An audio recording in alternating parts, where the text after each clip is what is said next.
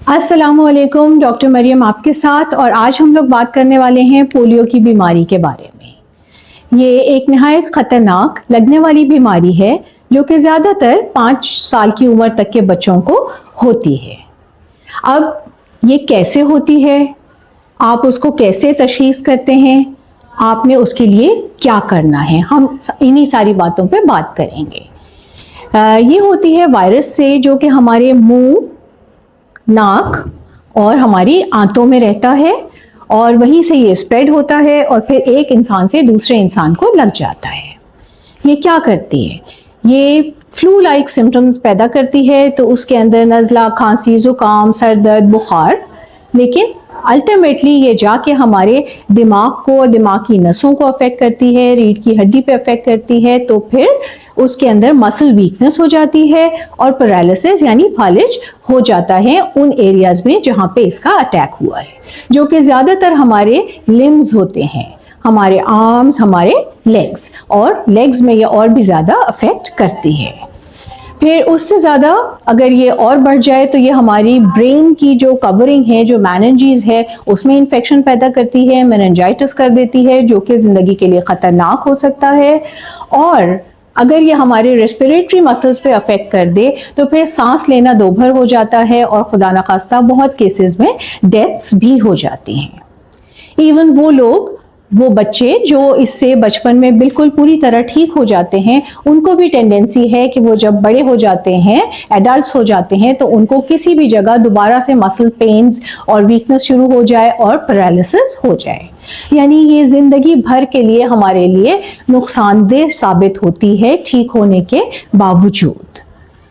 इसमें कैसे ये स्प्रेड होती है, ये मैंने आपको बताया कि जी ये रहते हैं जब हमारे मुंह, नाक, गले में और हमारी इंटेस्टाइन्स में, तो फिर हमारे खाने से, हमारे पानी से ये स्प्रेड होती है और हमारी बॉडी से जो हमारा स्टूल पास होता है उसके अंदर भी इसके जरासीम होते हैं। तो अब आपने क्या करना है? आपने ये करना है कि जी हमारे पास इसके लिए वैक्सीनेशंस हैं, एक इंजेक्शन के फॉर्म में है और एक जो है वो ओरल पोलियो ड्रॉप्स के फॉर्म में है। तो बच्चों को जब वो पैदा हों तो पहले साल के अंदर ही 4 डोजेज इसके दिए जाते हैं। एक बिल्कुल बर्थ पे दिया जाता है, एक उसके 6ठे हफ्ते पे दिया जाता है और उसके बाद 4-4 हफ्तों के गैप से ये 3 इंजेक्शंस पूरे होते हैं।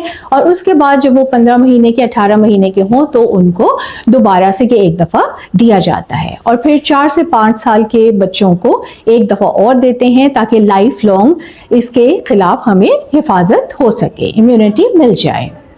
इसके बावजूद पाकिस्तान और अफगानिस्तान दुनिया के वो 2 ममालिक हैं जहां से ये अभी तक ख़त्म नहीं हुई और बाकी पूरी दुनिया ने इसको इराडिकेट कर दिया है अपनी हेल्दी हैबिट्स से। तो हमारे मुल्क में वक्तन फ़वक्तन नेशनल इम्यूनाइजेशन कैंपेन्स लगाई जाती हैं, जिसमें घर घर जाके बच्चों की उम्र मालूम करके उनको ये हिफाजती कतरे दोबारा से पिलाए जाते हैं। अभी भी 28 नवंबर से ये एक कैंपेन दोबारा स्टार्ट होने वाली है और इसीलिए मैंने कहा आज इस पे बात करें ताकि हमारे वो वालिदैन जिनके बच्चे इवन ऑलरेडी इम्यूनाइज्ड हैं वो दोबारा से इनको ये कतरे पिलवा के इनकी कुव्वत मदाफत बढ़ा सकते हैं ताकि उनको ये प्रॉब्लम हो ही ना।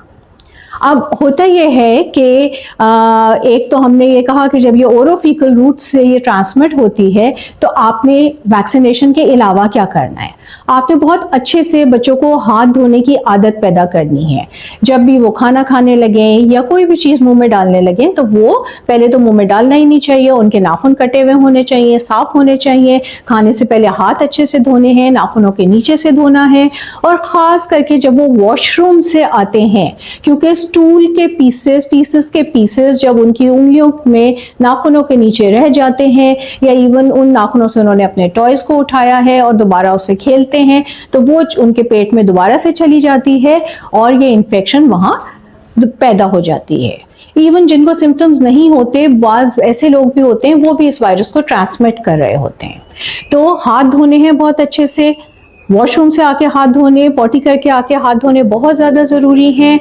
और अब हम क्या करें कि एक हमारा जो है ये मुल्क का मसला है जो कि हमारे कंट्रोल में नहीं है, वो ये है कि हमें जो पानी मिलता है वो भी अक्सर गंदा होता है, उसमें सीवेज का पानी मिक्स हुआ हुआ होता है। तो हमने अपनी तरफ से बच्चे को हाथ भी धुलवा दिए, उसकी ट्रेनिंग भी कर दी कि उसको वॉशरूम से आके हाथ धोने, लेकिन हमारा पानी ही गंदा है।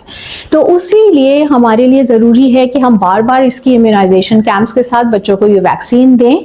पानी घर में उबाल सकते हैं, वो तो हम पीने के लिए इस्तेमाल करेंगे। अब वॉशरूम जाने के लिए तो उबलता हुआ पानी, आप उबला हुआ पानी नहीं यूज कर सकते, इट इज नॉट फीजिबल। तो फिर जब भी ये कैंपेन हो, आप अपने छोटे बच्चों को पोलियो के ड्रॉप्स पिलाइए ताकि ये इस खतरनाक बीमारी से बच सके।